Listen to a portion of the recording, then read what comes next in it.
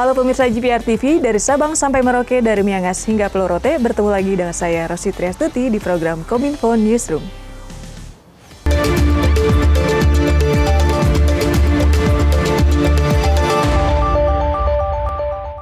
Pemirsa, mengawali informasi pertama, Presiden Joko Widodo dan Perdana Menteri Singapura melakukan pertemuan bilateral guna memperkuat kerjasama di berbagai bidang, khususnya terkait pemulihan ekonomi. Pada pertemuan tersebut juga dicapai kesepakatan mengenai penyesuaian pelayanan ruang udara yang selama ini berada di bawah kendali Singapura, salah satunya di Natuna. Presiden Joko Widodo melakukan pertemuan dengan Perdana Menteri Singapura Lee Hsien Loong di Kabupaten Bintan. Dalam pertemuan tersebut membahas dan meninjau kembali kemajuan yang dicapai bersama dalam kerjasama bilateral yang selama ini dijalankan. Selain itu juga, Presiden dengan Perdana Menteri Singapura membahas upaya penguatan kerjasama bilateral di berbagai bidang, terutama pada bidang ekonomi dan saling tukar pandangan mengenai berbagai isu di kawasan. Dalam pertemuan tersebut, Presiden Joko Widodo juga akan menandatangani kesepakatan mengenai penyesuaian pelayanan ruang udara atau Flight Information Region yang selama ini berada di bawah kendali Singapura, salah satunya di Natuna. Dengan penandatanganan perjanjian VIR, maka ruang lingkup VIR Jakarta akan melingkupi seluruh wilayah udara teritorial Indonesia, terutama di perarian sekitar Kepulauan Riau dan Kepulauan Natuna. Kedepan diharapkan kerjasama penegakan hukum, keselamatan penerbangan, dan pertahanan keamanan kedua negara dapat terus diperkuat berdasarkan prinsip saling menguntungkan. Kemudian yang ketiga, kerjasama pendidikan dan pengembangan sumber daya manusia. Kerjasama di bidang SDM ini telah menjadi komitmen kedua negara sejak beberapa tahun yang lalu. Untuk tahun 2022 akan dilakukan pelatihan SDM antara Singapura dan pemerintah Provinsi Kepulauan Riau untuk penguatan kapasitas di bidang food industry 4.0 dan supply chains. Thank you. Informasi selanjutnya pemirsa, pemerintah terus melakukan langkah konkret untuk menekan emisi karbon dan peningkatan energi hijau. Dalam hal ini, Presiden Joko Widodo mengunjungi Kota Pagar Alam yang digadang sebagai kota pertama di Indonesia dengan nol emisi.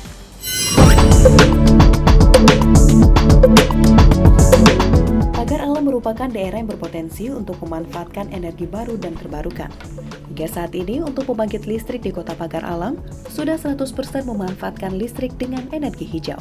Dalam kunjungan kerjanya ke Kota Pagar Alam di Provinsi Sumatera Selatan, Presiden Joko Widodo mendukung Kota Pagar Alam sebagai kota energi hijau. Pagar Alam bisa menjadi smart green city dengan menerapkan electrifying lifestyle dalam kehidupan masyarakatnya. Dengan kebutuhan masyarakatnya atau pelanggan Kota Pagar Alam sebesar 6,77 MW dengan sumber pasokan dari 3 pembangkit EBT yang sudah beroperasi tersebut dengan total kapasitas berkisar 156 MW. Mendukung Kota Pagar Alam menjadi kota yang dipasok oleh pembangkit EBT atau kota hijau.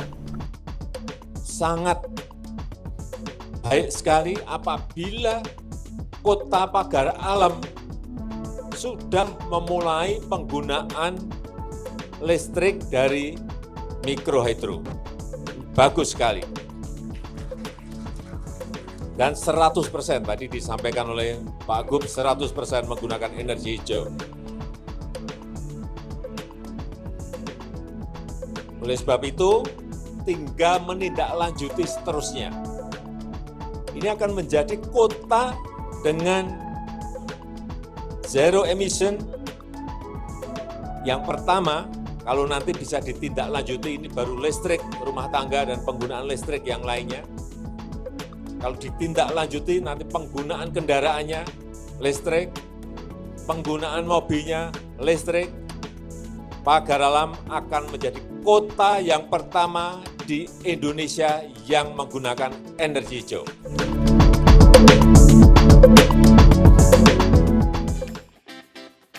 Informasi lainnya pemirsa, Bakti Kominfo melaksanakan perjanjian kerjasama dengan dua mitra, yaitu PT Excel Axiata Tbk dan PT Telekomunikasi Seluler. Dengan langkah ini, Bakti Kominfo akan memperkuat langkah-langkah guna memastikan hadirnya infrastruktur digital di wilayah 3T.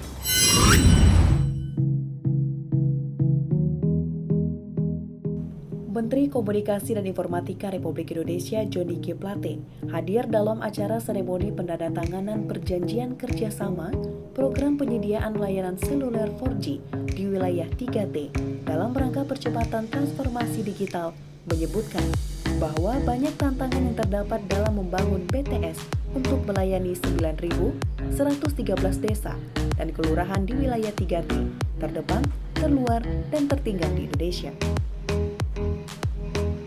Untuk memastikan hadirnya infrastruktur digital di wilayah 3T tersebut, BLU Bakti Kominfo melakukan kerjasama dengan dua mitra, yakni PT XL Axiata Tbk dan PT Telekomunikasi Seluler. Acara seremonial penandatanganan tersebut dihadiri langsung oleh Presiden Direktur PT XL Axiata Tbk, Dian Siswaridi, dan Direktur Utama PT Telekomunikasi Seluler, Henry Mulyasyam. Diharapkan dengan adanya kerjasama tersebut dapat memperkokoh hubungan antara Bakti Kominfo dengan para pemangku kepentingan dan terus berlanjut hingga selesainya pembangunan infrastruktur dan pemanfaatan layanan oleh masyarakat. Bakti dan mitranya Telkomsel dan XL Axiata, kerjasama yang sudah diawali ini adalah bagian dari tugas bersama kita untuk memberikan layanan kepada masyarakat sebagaimana yang diamanatkan oleh konstitusi kita, yaitu equality dalam layanan yang sama di sisi digitalisasi atau equality for the digital service untuk seluruh warga masyarakat, termasuk masyarakat di wilayah 3T.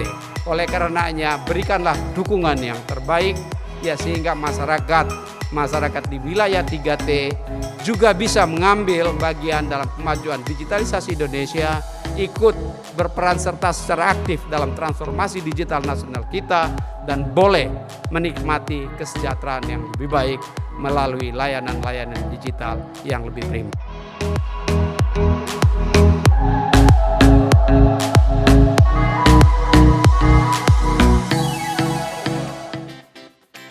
Pemirsa, pemerintah telah menetapkan skema travel bubble di kawasan Nongsa, Batam, dan Lagoy Bintan yang dimulai pada Senin 24 Januari 2022. Dengan langkah ini diharapkan dapat memantik pertumbuhan ekonomi dan pariwisata nasional. Menteri Pariwisata dan Ekonomi Kreatif Republik Indonesia Sandiaga Salahuddin Uno pada weekly press briefing menyebutkan dengan telah adanya persetujuan antara Indonesia dengan Singapura mengenai travel bubble, maka Senin 24 Januari 2022, travel bubble resmi diterapkan di Indonesia. Hal tersebut ditandai dengan membuka pintu pariwisata melalui Kepulauan Riau dan Singapura atau Bintan Singapura. Konsep travel bubble ini juga mengacu pada kebijakan pemerintah. Uji coba kawasan Batam dan Bintan untuk wisatawan mancanegara yang berbasis di Singapura. Presiden Joko Widodo juga telah menyetujui ini adalah sebagai prototipe untuk memulai pembukaan ekonomi, khususnya pariwisata, secara terkontrol, terbatas, berkelanjutan, dan meningkat secara bertahap. Travel bubble ini dapat menghadirkan kebangkitan ekonomi serta menggairahkan kembali sektor wisata tahun ini selama 2 tahun mengalami tekanan yang cukup besar. SE Satgas COVID-19 sudah diterbitkan yang sudah mengizinkan warga negara Singapura datang ke Lagoy dan Nongsa. Wisatawan juga harus reservasi di salah satu penyedia akomodasi di kawasan Lagoy dan Nongsa dan hanya boleh beraktivitas di dalam 2 kawasan tersebut. Saya meninjau Pelabuhan Bandar Bintan Telani siap menerima 500 wisatawan di Singapura dalam 8 kali trip perjalanan setiap hari. Tapi awalnya kita akan mulai 1 trip dulu sekitar 50-100. Dan pelabuhan ini biasanya 2.400 wisatawan mancanegara dalam 12 kali trip perjalanan per hari. Nah, ini nanti akan bertahap kita tingkatkan. Wisatawan mancanegara asal Singapura juga memiliki prospek yang sangat strategis dalam upaya membangkitkan ekonomi dan pariwisata nasional, khususnya di Kepulauan Riau.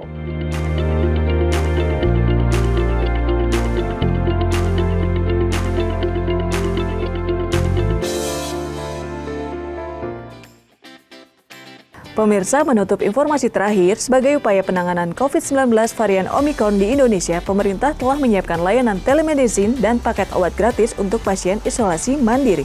Berikut informasi selengkapnya. Kementerian Kesehatan Republik Indonesia saat ini menyediakan layanan telemedicine dan paket obat gratis untuk pasien COVID-19 varian Omikron yang tengah menjalani isolasi mandiri. Pasien harus melakukan tes PCR di laboratorium yang terafiliasi dengan Kemenkes RI. Apabila hasil positif, maka pihak laboratorium akan melakukan hasilnya ke data Kemenkes. Layanan dapat diakses melalui isoman.kemenkes.go.id. Saat ini, Kemenkes telah bekerja sama dengan 17 platform telemedicine. Selanjutnya, dokter akan memberikan resep digital sesuai dengan kondisi pasien. Apabila masuk dalam kategori untuk melakukan isoman, obat dapat diperoleh secara gratis. Kementerian Kesehatan bekerjasama dengan Apotek Kimia Farma dan jasa pengiriman Si Cepat untuk menyiapkan pengantaran obat atau vitamin untuk pasien.